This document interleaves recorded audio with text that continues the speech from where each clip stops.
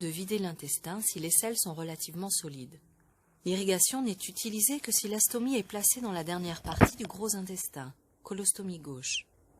Ne jamais procéder à une irrigation sans avoir reçu des instructions ou une formation adaptée délivrée par un stomathérapeute avec l'accord de votre chirurgien. Il est recommandé de débuter la formation au minimum 10 jours après l'intervention chirurgicale. L'irrigation ne se pratique pas seulement une fois de temps en temps, mais systématiquement toutes les 48 heures. L'irrigation demande jusqu'à 1 heure. Aussi, si vous partagez la salle de bain avec d'autres membres de votre famille, il faudra prévoir un créneau horaire suffisant. Pour pratiquer l'irrigation, vous aurez besoin des équipements suivants. Une poche d'irrigation et sa tubulure contenant l'eau pour l'irrigation. Un cône à insérer dans la stomie afin d'y introduire l'eau. Un régulateur de débit pour contrôler le débit d'eau dans la stomie. Un manchon d'irrigation qui se colle sur la peau permettant d'acheminer les selles de la stomie aux toilettes.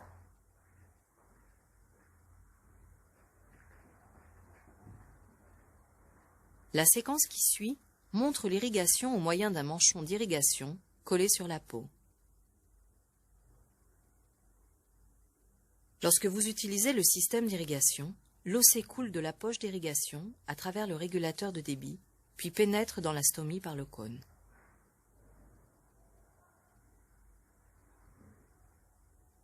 Avant de commencer, assurez-vous que le régulateur de débit est complètement fermé.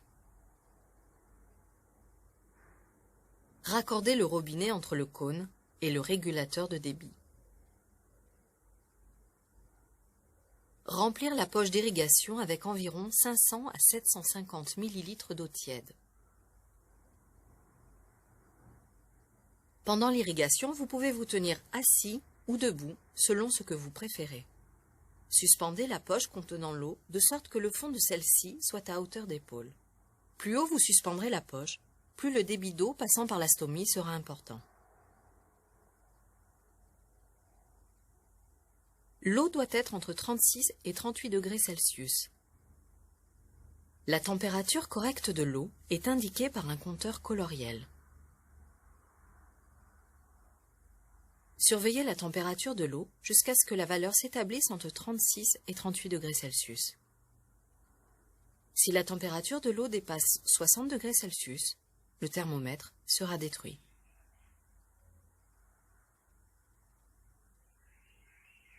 Ouvrir le régulateur de débit et laisser l'eau pénétrer dans la tubulure afin d'évacuer l'air. Une fois la tubulure remplie d'eau, fermez le régulateur de débit. Il existe 2 types de manchons d'irrigation. Le premier est un manchon adhésif qui se colle sur la peau autour de la stomie. Le second est un manchon emboîtable sur un support protecteur. Pour le manchon emboîtable, placez-le sur le support en partant du bas vers le haut. Quand vous entendrez le clic, c'est qu'il est bien positionné sur le support protecteur. Tournez-le pour le placer à votre convenance, puis verrouillez le couplage en fermant le système de fermeture.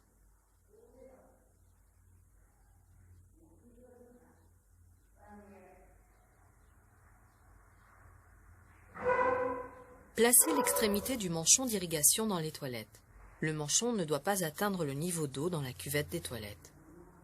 Coupez, le cas échéant, le manchon à la longueur nécessaire.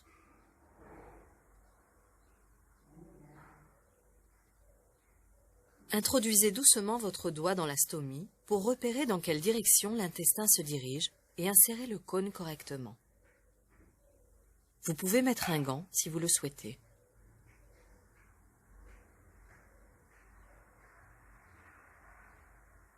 Si nécessaire, lubrifiez le cône avec de l'eau avant de l'utiliser. Ensuite, introduire l'embout du cône dans la stomie par le haut du manchon. Avec une main, maintenir le cône en bonne position. Pour éviter d'éventuelles fuites, vous pouvez envelopper la tubulure avec l'extrémité supérieure du manchon.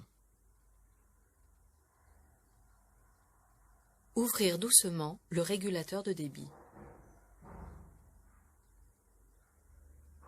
Vous pouvez contrôler le débit d'eau en réglant la vitesse à partir du régulateur de débit ou en rectifiant doucement la position du cône dans la stomie.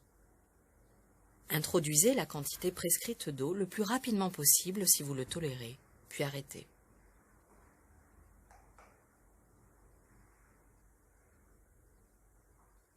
Après avoir pénétré dans l'intestin, l'eau provoquera des mouvements péristaltiques de l'intestin qui déclencheront la vidange des selles et de l'eau. Retirez le cône de la stomie. Il peut se produire à ce moment un léger écoulement d'eau et de sel à l'extérieur.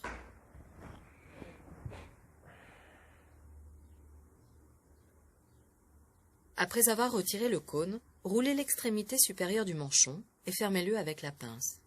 Pendant environ 20 minutes, l'eau ainsi que les sels s'évacueront par à-coups.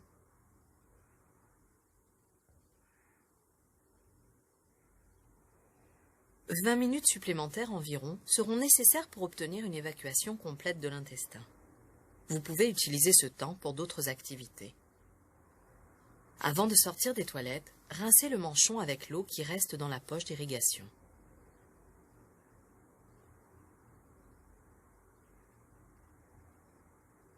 Assurez-vous que le bas du manchon est propre avant de le replier. Fermez-le avec une pince à linge, par exemple. Vous pouvez maintenant vous déplacer librement.